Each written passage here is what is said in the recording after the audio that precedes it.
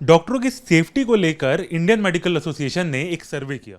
उस सर्वे में पता चला कि लगभग एक तिहाई डॉक्टर्स जो हैं वो सेफ फील नहीं करते, यानी अपने वर्क प्लेस पे अनसेफ फील करते हैं। इसके अलावा इसमें यह भी कहा गया कि 45% जो डॉक्टर्स हैं उनको ड्यूटी रूम जो है वो अवेलेबल नहीं होता, यानी सेफ स्पेस जो है वो नहीं अवेलेबल होता। इसी के ऊपर बातचीत करने के लिए हमारे साथ मौजूद हैं जाने माने डॉक्टर और साथ साथ आईएमए के member doctor Sunil Singhal. Sir, सबसे पहले तो आईएमए के सर्वे को लेकर क्या कहेंगे?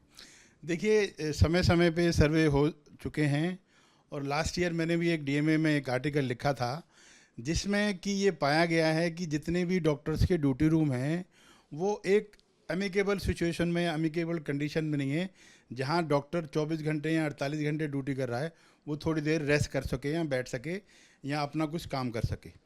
तीसरी चीज़ ये है कि कहीं कहीं अस्पतालों में तो ड्यूटी रूम है ही नहीं और ड्यूटी रूम के नाम पे डॉक्टर्स को या तो वार्ड में या नर्सिंग स्टेशन पे बैठ के काम करना होता है।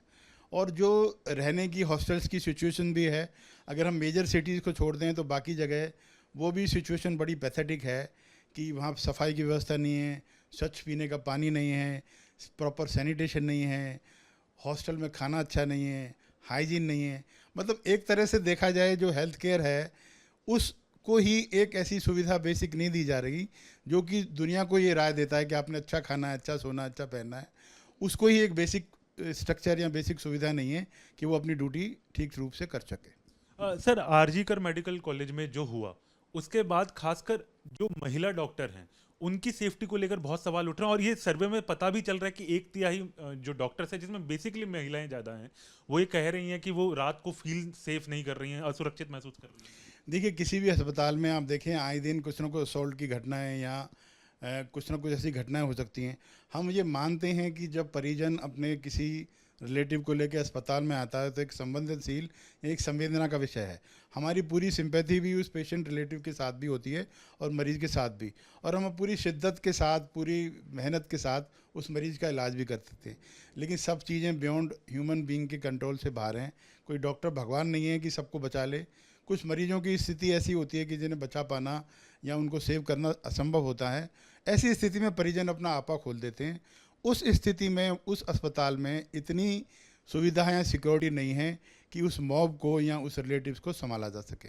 और आए दिन ये जो घटनाएं हैं, आप देखते हैं अस्पतालों में मारपीट की घटना होती रहती हैं, ये होती रहती हैं।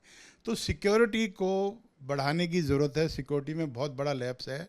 अगर ये सिक्योरिटी बढ़ जाएगी तो किसी की हिम्मत नहीं होगी परिजनों की, या एक प्रॉपर काउंसलिंग स्टेशन हुआ इस स्थिति में जब परिजन है जो उसको परिजन को संभाल सकें और डॉक्टर पे वो पूरा का पूरा दबाव या पूरा बोझ ना आए। सर, फिर इसको लेकर क्या मेजर्स आईएमए सजेस्ट करता है? जिस तरीके से आप भी मेंबर हैं, डीएमए के वाइस प्रेसिडेंट हैं, सर इसके हिसाब से अगर हम बात करें तो जो सुविधाएं हैं आपको क्या लगता है क्या होनी वहां पे जरूरी है ताकि जो एक डॉक्टर है वो अपने जो वर्क एरिया में सुरक्षित महसूस करे? देखिए, जैसा कि अभी आपने देखा कि सुप्रीम कोर्ट ने एक कमेटी बनाई है और उस कमेटी का अगर हम सारे पॉइंट्स देखें तो अगर उस सारे पॉइंट्स को फॉलो करके हम उसको सिक्योरिटी बना दें तो मेरे ख्याल से कहीं भी लैप्स होने की आवश्यकता नहीं रहेगी। उन्होंने कहा है कि डॉक्टर्स का ड्यूटी रूम होना चाहिए, मेल फीमेल का ड्यूटी रूम अलग होना चाहिए, और वहाँ पर कोई भी परिजन या किसी की भी स्टाफ के अलावा जाने की अनुमति नहीं होनी चाहिए जहाँ पे डॉक्टर का ड्यूटी रूम है या जहाँ उसका विश्राम का स्थल है।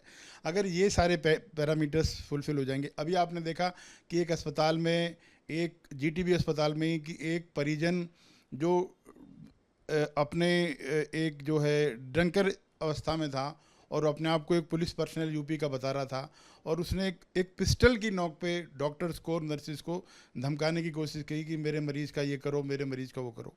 तो इस तरह डॉक्टर्स बिल्कुल असेसिबल हैं। तो इस तरह से आप देखिए, जजेज हैं, वकील हैं, पुलिस पर्सनल्स हैं, इन पे क्यों नहीं अटैक होते? क्योंकि वो भी एक संवेदनशील वजह है, उनके पास भी परेशानी में लोग आते हैं। तो लेकिन उनके यहाँ सिक्योरिटी पूरी है और होनी भी चाहिए, हम ये भी कहते हैं।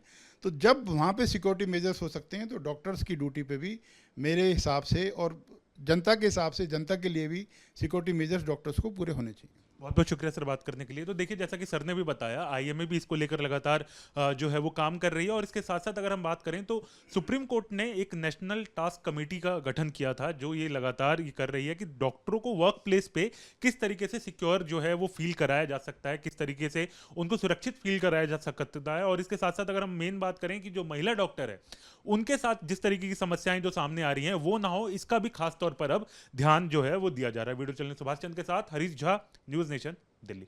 न्यूज नेशन अब व्हाट्सएप पर खबरों के ताजा अपडेट के लिए न्यूज नेशन के इस क्यूआर कोड को स्कैन करें।